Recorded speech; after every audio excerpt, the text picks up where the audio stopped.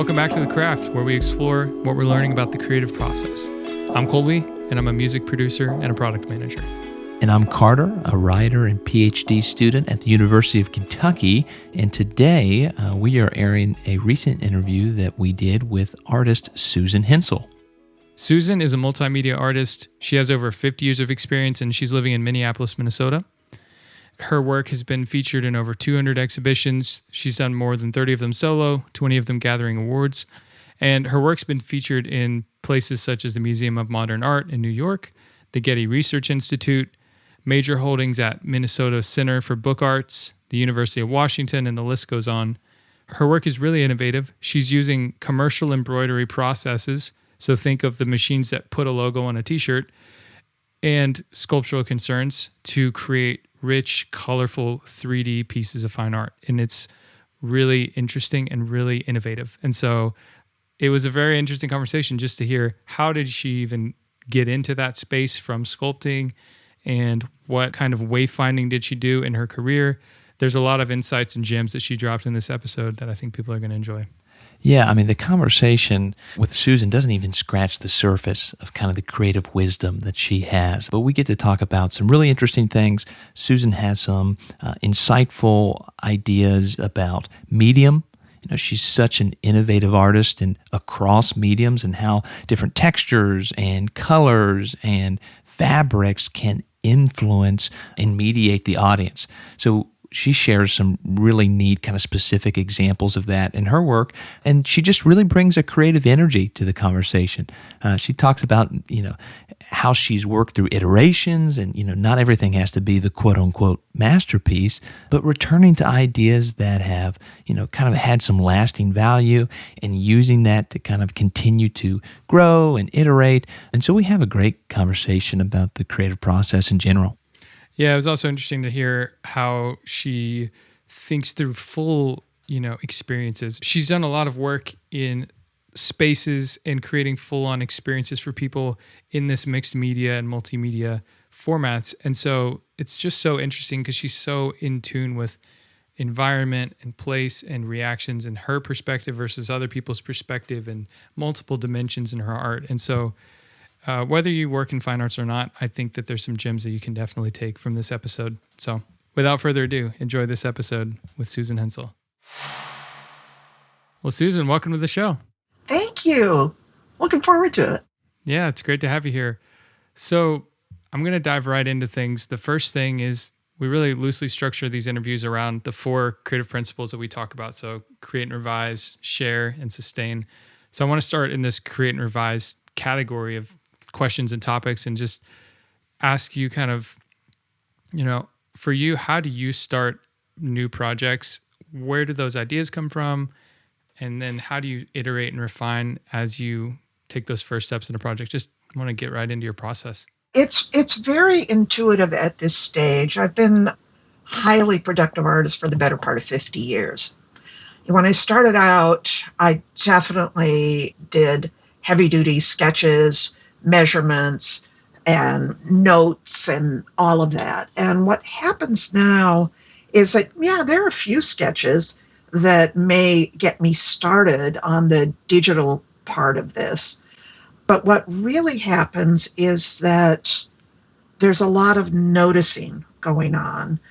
When you work digitally in the way that I work, the computer is just simply a tool, and I'm doing digital embroidery, which means I'm digitizing stitches, which is I'm drawing with stitches in the computer.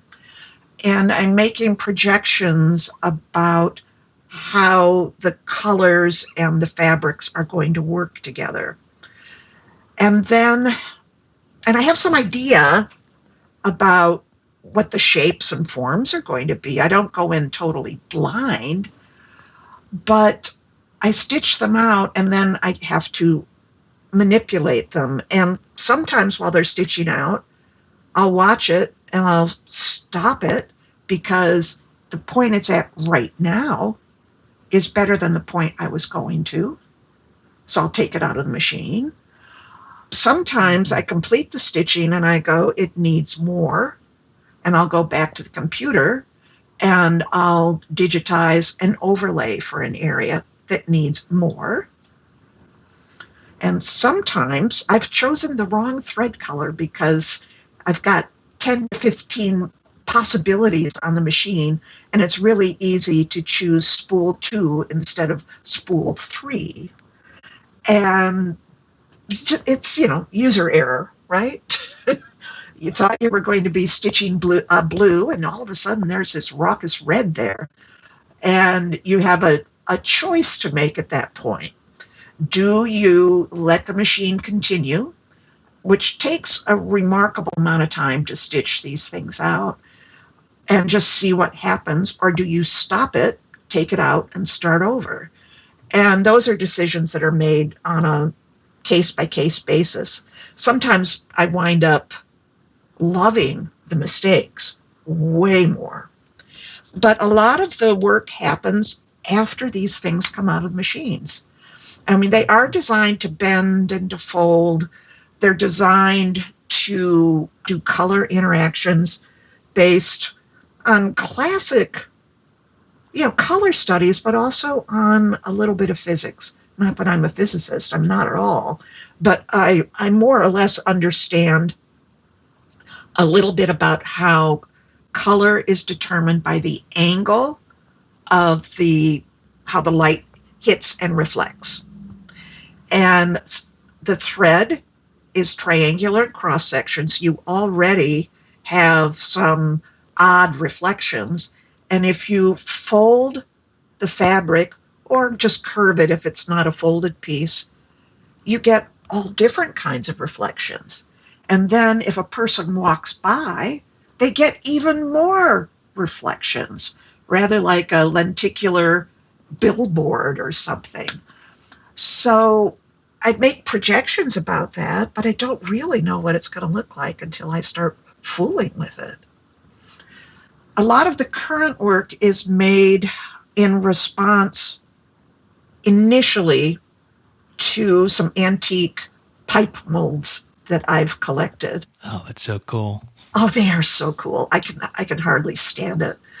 I really like the looks of things that have had a life before. There's just something about the touch of the hand and the wear and tear.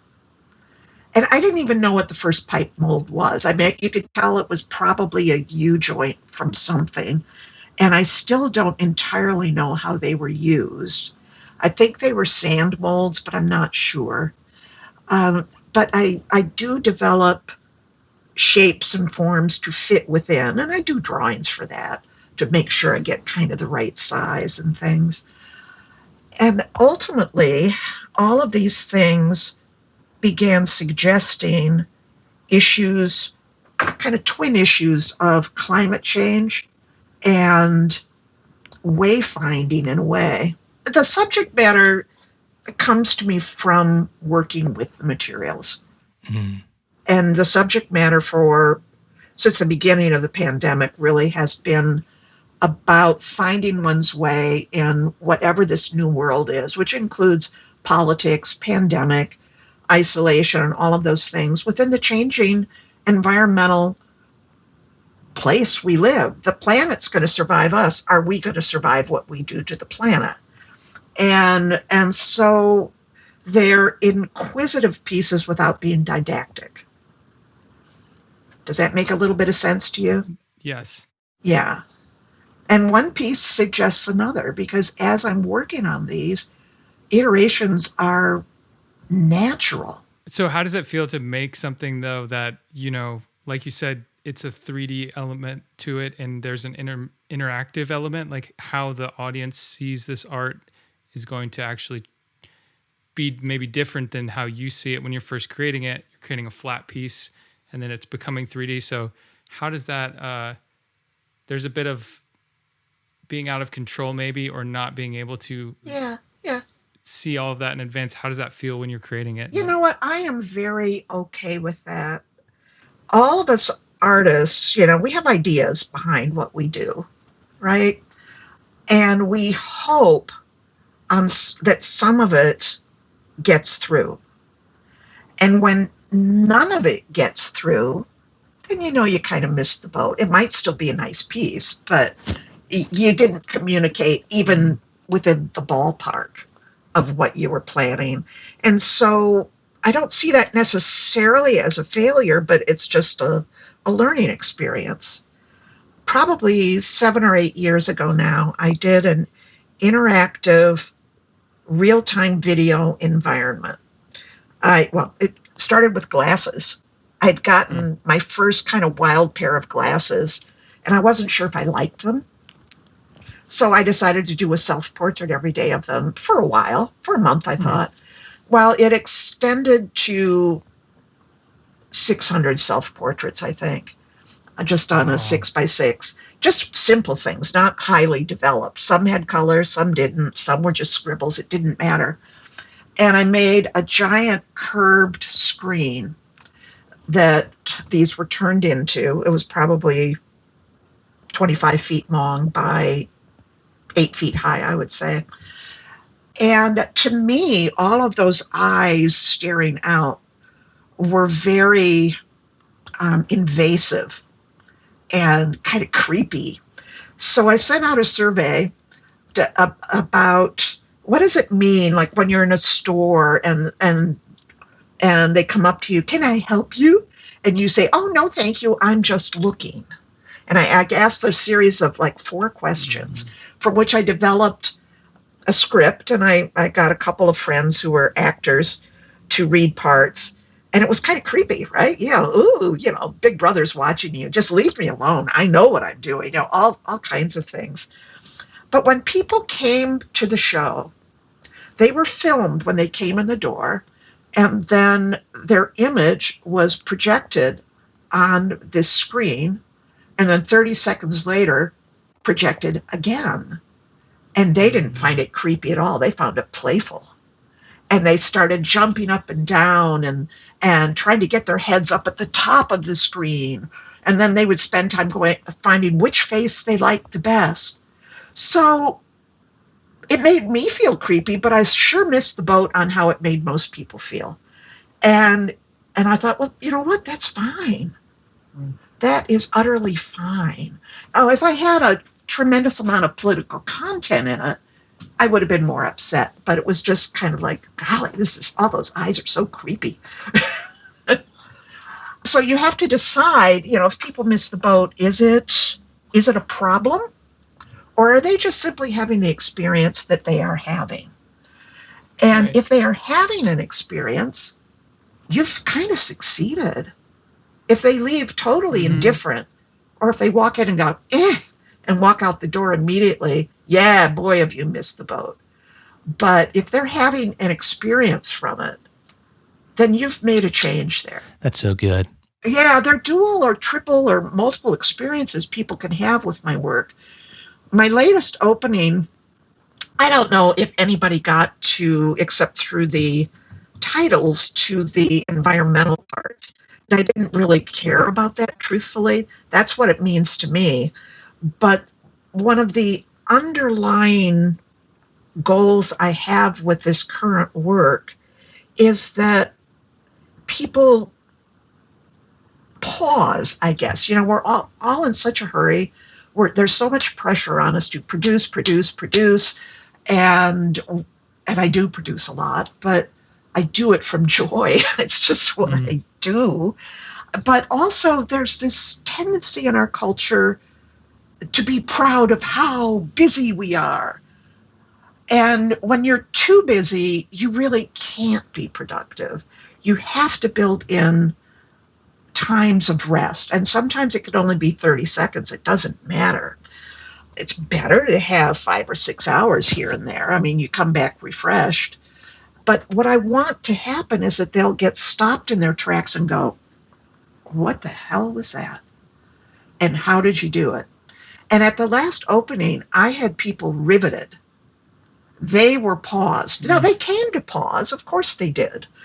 But it was different. And my contention is that let's say you bought one of these pieces and put it in your office, and you're under all this pressure to produce. There are times you just got to shut everything off and go, oh my God. And you look at the piece, you let it wash over you, and then you can return to what you are doing refreshed. Because everybody has 30 seconds or a minute in their day, no matter what pressure you're under.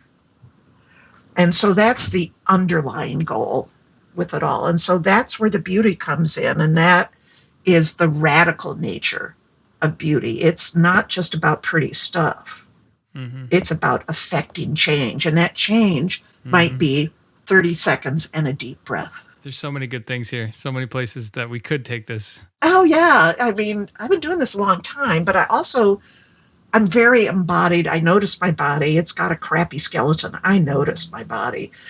And I'm aware of my body in the environment and in how I structure the environment.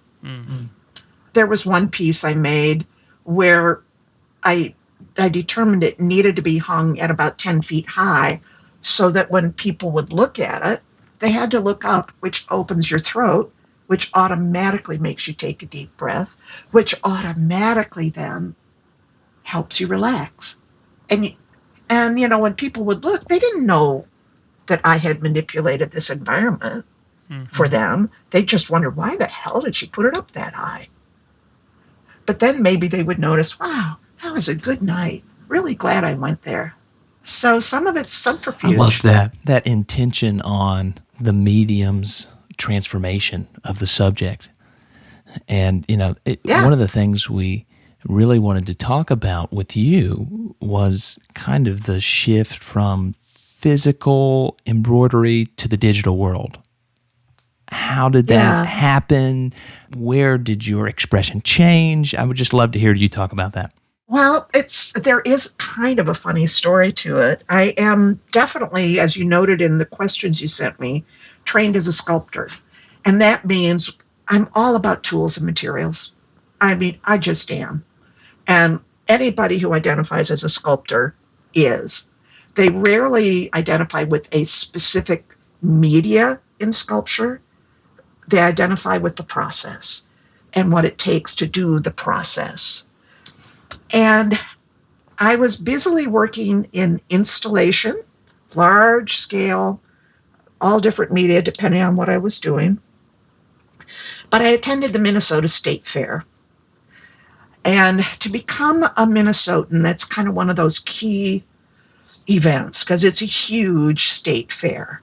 And I am not native here. I'm used to state fairs where there are a few cows, a few quilts, and some food, and you could do it in a day. The Minnesota State Fair is the size of a small city.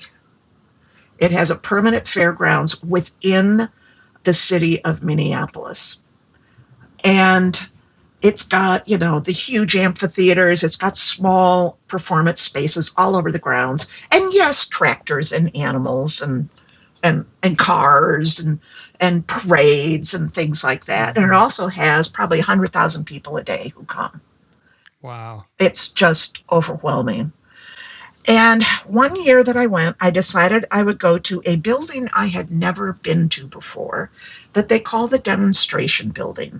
And this is where the people who sell Ginzu knives show their wares, vacuum food storage systems, small businesses. And it was funny. It was fun, and really kind of odd. Made me think of info commercials on TV. But I rounded a corner, and here was just, an acre of sewing machines that some of which were stitching on their own, making designs. And the one I saw was making a rather large design of Donald Duck. And nobody was manning the machine. And I wasn't impressed that it was hands-free, and I certainly wasn't impressed it was Donald Duck. What got me was the blue of Donald Duck's midi shirt. I had never seen such a rich, dynamic blue in my life. I was absolutely mesmerized and fixed in place staring at this. And it was what I call the ultramarine blue. It was truly that kind of blue. And at that moment, I knew, number one, I was in big trouble. I was going to have one of these machines, and I knew I could do something with that blue, and it wasn't going to be on a shirt, and it wasn't going to be on a cap. Because these machines are mostly used in fashion. They're mostly used for monograms and for logos. Larger machines certainly have been used to do bolts of yardage. So it's definitely firmly in the fashion world at the low end as well as the high end. But as a sculptor, I knew there was something more. So I went home. I started applying for grants. I didn't get a grant for my first machine. So I got a 3 years, same as cash, no interest, and learned everything I could about this machine and about digitizing. And I did, which was really hard because they all tell you they will train you. No, all they train you to do is how to put an existing design on the left pocket of a shirt. They don't tell you how to make the design. So it was a hard climb, and I had a grant to fulfill. And I barely fulfilled the grant. What I did was I developed an installation with a set of uniforms that would be the uniforms that a woman might, because he sure didn't look like anybody's uniforms, wear to work at various stages of a working career. And once again, I did a survey instrument that was sent out all over the United States about what your work uniform meant to you. And how do you feel when you wear it? How are you treated when you wear it? And it had layers to it. There was a jacket, which was kind of the public face, right? And I remember wearing my Arby's uniform when I worked at Arby's and roast beef, right? It was this greasy yellow thing. It was awful, but you knew that I worked for Arby's, right? I was the person you talked to when you wanted that beef. And then underneath were the things that were a little bit more personal. So you got to express your individuality by how you wore your hair or the shirt that was sticking out, all that stuff. And then under that was the truly personal. What people told me was astonishing. And I digitized the text and I put it all over these parts of the uniform. So on the jacket, it was a little bit more public, but they would say things to me like, I'm the smartest person in the room who's never listened to. Or they would say to me things like, I had a potter say, when I have on my work apron, I'm smart and I'm with it. And, I know what I'm doing. But when I don't have that on and I'm at an opening for my work, I feel naked and exposed.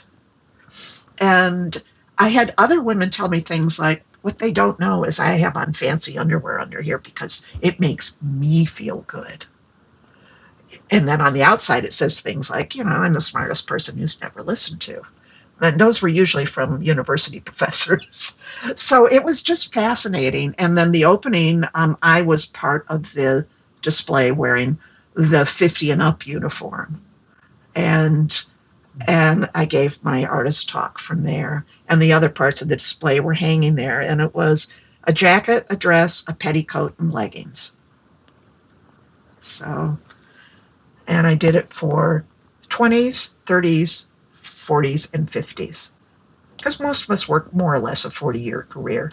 Not always, rarely in the same field, but, about a 40-year career. But by the end of it, I understood how the machine worked and how digitizing worked. And I immediately got new software, and I had to get a PC because the Mac software was awful. Mm-hmm. It made my Mac crash continually, and nothing makes Macs crash anymore. So I switched over to PC for that part of my creativity. But blame it on Donald Duck. There you go. That's so good. Was there a specific point? I really like this story. Was there a specific point where you recognized this is the medium that I want to work in? or at least predominantly? You've done so much, but the embroidery seems to be something that you come back to, right, again and again. I do. I mean, I'm a typical, on some level, 1950s chick. I mean, we were all taught to embroider, and it's fun. It's just fun. And so that part of fiber has always been a little bit of my downtime and hobby time. I was a spinner because it was relaxing, right? But when it really took flight was when I was on vacation. Most years I rent a cabin for 2 weeks because I almost always have a dog, and you can't take dogs to residencies. And I'm a single woman, and you don't really want to put your dog in a kennel for 2 weeks or a month. So, plus that's really expensive, and it's not good for the dog. So I set up my own residency by going to this cabin every year where the landlord loves me, loves to see what I'm doing. And one year when I was there, I set up the idea for myself that all I really wanted to do was work on color with the embroidery machine. What are the ways that I can manipulate color? And that's when I started working with gradients. And I also started pressing more toward back into 3 dimensions. So I started making little boxes and things because I take a small machine with me. And I was turning one of the boxes inside out, and I'd made it too tight. And it was really, really hard to turn inside out. And it was all crumply. It looked like paint, old paint that's done curves and squiggles. And it was unbelievably beautiful. And I started doing some folding forms where I digitized like triangles and made sure there were little spaces between the triangles so I could fold them and iron them because I work on polyester felt, and you can put in a permanent fold really easily. Even with a crappy little travel iron, you can do that. And I took them all out on the Pebble Beach and I photographed them from different angles, and it was like, okay, now I know. Because even the things that were stitched out like a solid blue, when you bent them, they still shifted in color. It was just amazing. And that was right about the time I had done some study on how the thread was made. I'm a spinner. I know how to make thread. But I learned through a series of, I don't know, I think it was YouTube videos or possibly even DVDs from, I think, the Superior Thread Company about how these particular threads were made, and that they are trilobal and they are extruded, and because of that they have the characteristic of a rough triangle. And it was like, well, explode my brain. Of course that's why all of this is happening, because it was just incredible. And from then on, it was all about the gradients, the folds, and how color shifts and how light bounces off.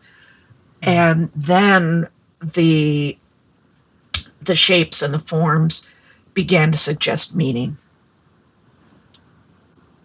That's how it happened. And it's been, what, It's maybe 8 amazing. years or so. Wow. And the goal now is bringing in more of the organic with it, because my drawing is unbelievably organic.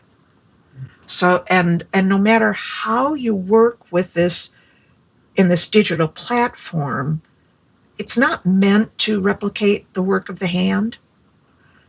It is mechanical. So how do you soften that? How do you seamlessly combine that with wood? How do you seamlessly combine that with destructive elements? Sometimes I shred the embroideries. There are ways to do that. And so that's kind of my goal now, is to find that combination so that the two sides of my personality as an artist are more joined. Yeah.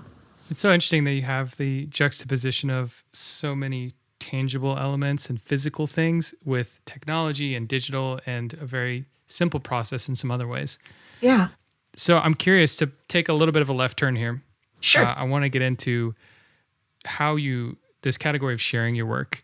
You have a long history in your career, a lot of experience, and I'm curious, for you, was there a specific moment when the growth in your art took off, or was it more of a gradual flow of sharing your work? And just any tips or thoughts on how to think through growth and sharing your work and dealing with rejection and all these different things that come along with being an artist, Yeah. It was gradual.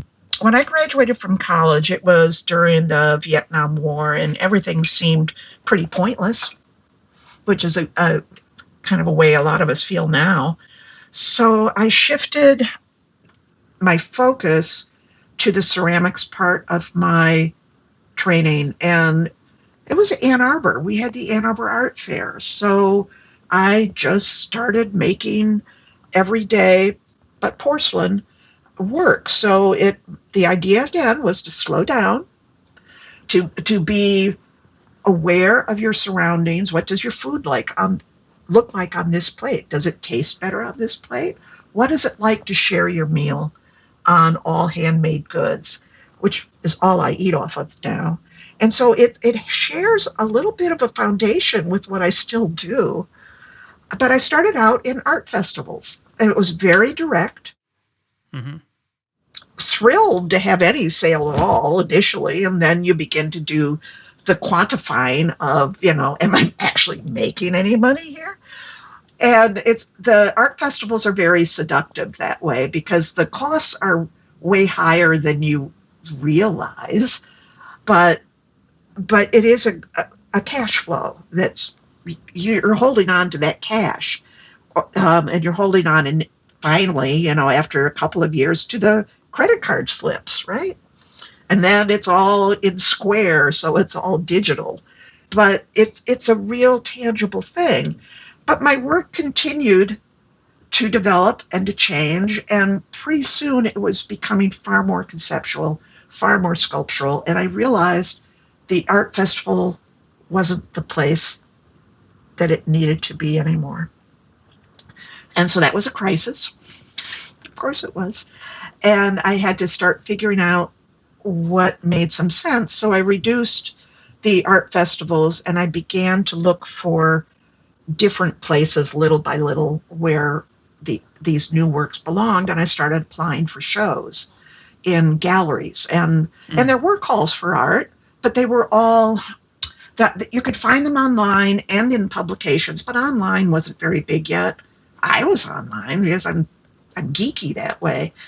But it was a matter of you had to take slides. You had to, label the slides, put them in little slide holders, send them out with self-addressed stamped envelopes and handwritten applications. But I started getting into shows. And so that was really cool. And meanwhile, because I'm a lifelong learner and I love materials, I somehow started getting interested in handmade paper. It was a hobby, right? Be careful of your hobbies. They might take over.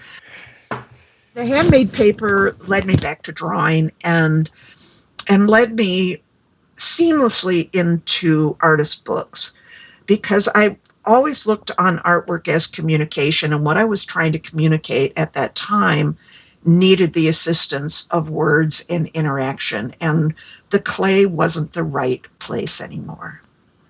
When I finally mastered it, it was like, that's great, but we're not the right medium for you. And so I started studying books and artist books, and I am a writer to go along with all of that, but I write open-ended so that people provide their content to the story because that's what makes a good reader. That's how people own a short story, is when they can see themselves in it. That's how people own poetry, is when they interpret it for their means. I might be talking about something else, but it might mean something different to them. But then they own it. And whether they buy it or not, that's how people own the content. And that was rich and wonderful and heavily collected. And I was still doing artist books, exhibiting my own and other people's artist books, and beginning to make forays into installation art in order to communicate even more deeply in terms of experience. Because artist books are performative, and I love that aspect of them. They, in order to get content out of a book, you gotta open it. So you have to interact with it.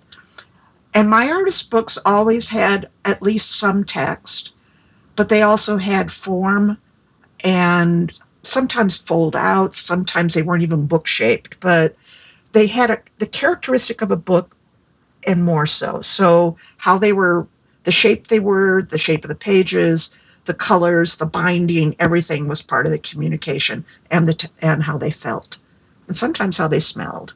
And so that performative aspect kind of led me into installation art also because it takes that performance farther. It takes the interaction farther. I could work with sound. I could work with scent. I could work with light. And so I did that. And that was all back in Michigan. And I moved here to Minneapolis about 20 years ago. And Minneapolis is a book art center. And I opened a gallery here. I'd been working as a gallerist in East Lansing also with friends a couple of times. And when I opened the gallery, I continued showing narrative artwork a lot. That was kind of the focus of the gallery. People had a point of view, right? I wanted a point of view. And I wanted to show the work that maybe didn't belong over Joe Blow's couch, but maybe Joe Blow would come in and see it and think. Because even art that doesn't work in somebody's home decoration still needs to be seen. It is one of the functions of art. And it still has a public. And so I made sure that the public saw it. But paradoxically, my own work, all of a sudden, words left the room for the most part. They just kind of walked right out the door. And pretty soon, I was only making artist books a few times a year, and my focus was almost entirely on experience. And then I went to the state fair, God help me, and saw that Donald Duck. and I'm still working sculpturally, occasionally installation wide, but not as much. So it's kind of seamless. So follow your nose, look at your artwork, because this is the advice part. Okay? Art festival work is kind of the most approachable art. The most people will buy that work, that they recognize it. It's the lighthouses. It can be an abstracted lighthouse, but as long as they get that sense of the lighthouse in the painting, or the seagulls, or the birds, or the landscape, it's the things that make them feel good in almost any home environment. The pottery that you're going to eat out of, mix your muffins in. People will buy that at an art festival. Pet portraits, portraits of your children, or things that make them laugh. The things that are, and this is not a denigration. These are superb things. They just aren't gallery things. That's all. Sure, sure. Yeah, and then when the work somehow doesn't fit there, and it needs a different public, it needs somebody who isn't coming to the art festivals. Like it might be corporate, it might be art consultant work. Then you need to find new places, and you start looking. So you let your experiences tell you. It doesn't mean you were a failure. It means you didn't fit. You weren't showing where you fit. And you're not a failure if you have a job. Almost all artists have a job. Even some of the ones in the Venice Biennale have jobs. A lot of them do, because they're doing challenging work, a lot of which doesn't really get bought. but they're famous. So what? They get paid to participate in the biennales, but not enough to make a living. So they have jobs. That's okay. It frees you up to do the work you really need to do. And if the work you really need to do is a bunch of landscapes for art festivals, good on you. Yeah. Do what's right for you. And then rejection. It's just part of the process. Before applications to art festivals, galleries, museums, and things all went online, I had gotten to the point where I had about a 50% success rate, and it was pretty predictable. I knew that I would get into at least 50% of the shows or opportunities that I applied to. But when things opened up and it became more democratic as well as more competitive, because let's face it, if you are at ease with a computer, it's way easier to send applications, transcripts, all kinds of things online. Obviously, it is. So far more people are in the mix now. And I am utterly pleased with a 10 to 15% success rate. And one of the ways to parse it is, you set your budget because all of these things cost money. The museum applications are usually free, but they take so much more time. So technically that's not free, but be that as it may, it doesn't cost cash. Let's put it that way. You're not doing an outlay of cash. But for those you have to outlay cash, you just have to set your budget, whatever works for you, and then do a whole lot of them, as many as you can for your budget. Because what that does for you is it teaches you about where you belong, and it also begins to inoculate you against disappointment because there's like 10 of them. And so, after Right. 5 rejections come in, number 6 usually says yes. So you just like bake that into your planning. Yeah. If you put all your eggs in one basket, I did an application, now I have to wait. It's going to feel terrible when that comes in. So that's so good. Yeah. It's that old fashioned cliche of don't put all your eggs in one basket. So set up a bunch of baskets. So I know we need to wrap here in a few minutes, but I want to talk for just a second about how you've sustained throughout this career and how do you deal with burnout or writer's block and how do you push through those things? Because it feels like you're just prolific in how much you're very productive and you've done so many different things. And it seems like you also create out of a passion and joy. But I'm curious, when you do hit that writer's block, how do you get out of that? Yeah, I don't have much of that, but very little, frankly. I really hate being between projects. It's a very uncomfortable space for me. The main ones really have to do with health challenges. When I was in my 40s, I think, I had to have extremely major back surgery that took a year to recover from. Man, it was hard to get back in the studio from that. But I set up ways to do creative things that I could do, like writing and reading and studying. And I'm in another one of those now. And because I've had 2 years of difficulty with, broken leg, but before that same leg had a serious injury also that had nothing to do with the broken leg. Both of them were random. And it's really hard to work full bore. So one of the things I've learned to do is to go back to things I have done before. And it might be the colorways, it might be the forms, but to work on iterations and not worry about it being a masterpiece, just to keep moving forward. And I have to move more slowly because of a broken leg. You have to. But the way I did it with a broken leg, because I was in a wheelchair for 8 weeks, geez, I went back to book arts though. I wound up doing accordion books. What can I do from a wheelchair so that I don't feel like I'm going to explode? I can draw long strips. Mm-hmm. And I made little accordions. And about a week ago, maybe 2, I was strong enough to stand up and make the covers. So I accumulated, probably 20 or 30 drawings that some were bad, some were good, most were just for me, and 6 artist books. So that's how I managed it. Because I am not married to only one way of being creative.